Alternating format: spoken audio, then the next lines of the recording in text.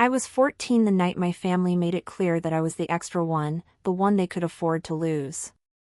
My sister, Olivia, had just landed her first national gymnastics medal, and my parents were drunk on every clap the audience gave her.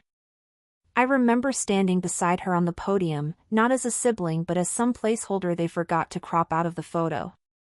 My mother leaned toward me and whispered, "Mia, try not to blink in the pictures. We can't have you ruining this for her." That was the last picture we ever took as a family. The years after that felt like living in the shadow of a stadium spotlight that never once pointed at me.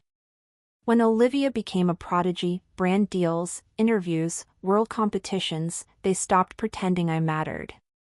They skipped my school events, missed my birthdays, and when I confronted my dad once, he didn't even look up from his emails. "We need to invest in the child who will actually go somewhere," he said. They sent Olivia to private academies, first-class flights, specialists for every strained muscle. Me? I worked nights at a grocery store to buy my own textbooks. They said I should be self-sufficient, the same way you might tell someone to take care of a stray dog you never wanted in the first place.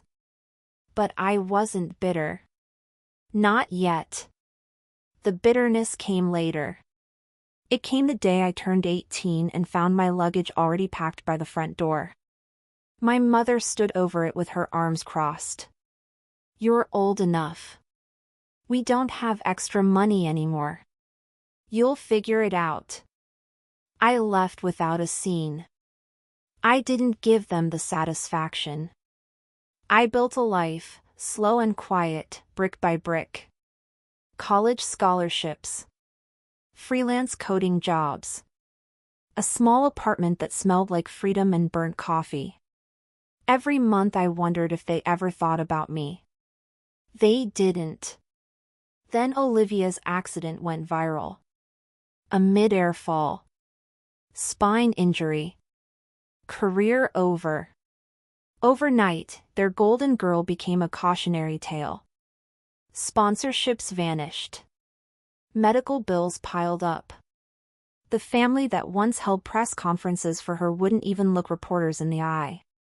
Weeks later, my phone rang. The caller ID said Mom.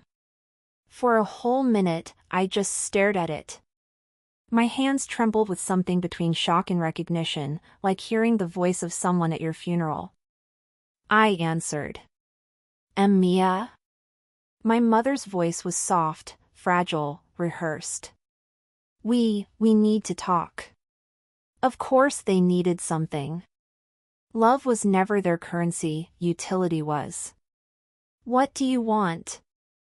I said flatly. "It's Olivia," she whispered, as if her golden child might shatter from the sound of her own name. "The medical treatments are expensive. You've done well for yourself. We're proud of you." Proud. The word felt like a punchline. "And?" I asked. "We need help," my dad added. His tone wasn't humble. It was desperate, dressed in cheap authority.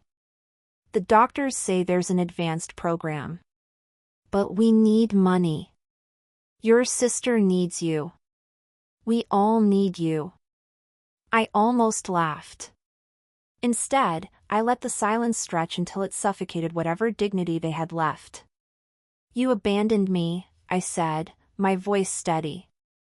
"You made it clear who mattered. Why come to me now?" Olivia's voice suddenly cracked through the speaker. "Mia, please. I know we weren't close. But I'm scared. I can't be like this forever." Her voice did something strange to me. Not sympathy. Not forgiveness. It awakened the memory of a 12-year-old girl who used to sneak into my room at night because the pressure made her cry. Before she learned she was special. Before she learned I wasn't. I took a breath. "How much is the program?" My dad told me the number. I exhaled sharply. "All right," I said. "Meet me tomorrow." I'll take care of everything." The relief in their voices was almost pitiful. The next day, they shuffled into the rehabilitation center I'd chosen. My mother hugged me with arms that felt as stiff as old wood. My father looked smaller than I remembered, as though guilt had compressed his spine. Olivia sat in a wheelchair, pale and exhausted, but her eyes lit up when she saw me. "Mia, thank you," she whispered. "But gratitude is cheap before the price is shown." The director approached us. A woman with clipped speech and a tight bun. "Welcome. Let me explain how our program works." My parents listened eagerly. I watched their faces drain as she described treatments, progress timelines, and, most importantly, the clause I had arranged.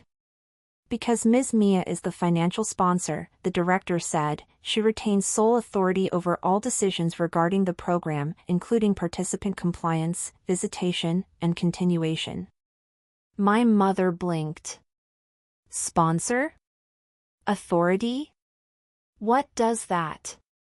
"It means," I interrupted, "that from now on, I decide how involved you get to be. Since you made me handle everything alone all these years, I assume you're comfortable letting me take the lead." Their mouths fell open. "You can't do that," my father snapped. "She's our daughter." I turned to him, my voice a razor disguised as calm. "And I was yours too. Until you chose otherwise." My mother paled. "Mia, this isn't fair. Neither was kicking me out. Neither was treating me like a burden. Neither was leaving me to raise myself." Olivia's eyes filled with tears, not from pain, but understanding. "Mia," she whispered, "I'm sorry." For a moment, my chest tightened. That apology was real. Earnest. A whisper from the sister I lost years ago. I knelt beside her. "This program will help you," I said softly. "I made sure of it. You deserve to heal." "But I looked at our parents. They don't get access to you unless they earn it." "What do you want from us?" my mother asked, voice trembling. The truth was simple. "I want you to know what abandonment feels like," I said. "Not forever. Not like you did to me. But long enough to understand the weight of what you threw away." Security escorted them out when my father tried to argue. His shouts echoed down the hallway as the door closed behind him. Olivia reached for my hand. "Will you stay?" she asked. I nodded. "Yeah. I will." Because this wasn't revenge on her. She never asked to be the son they worshipped. My parents, though?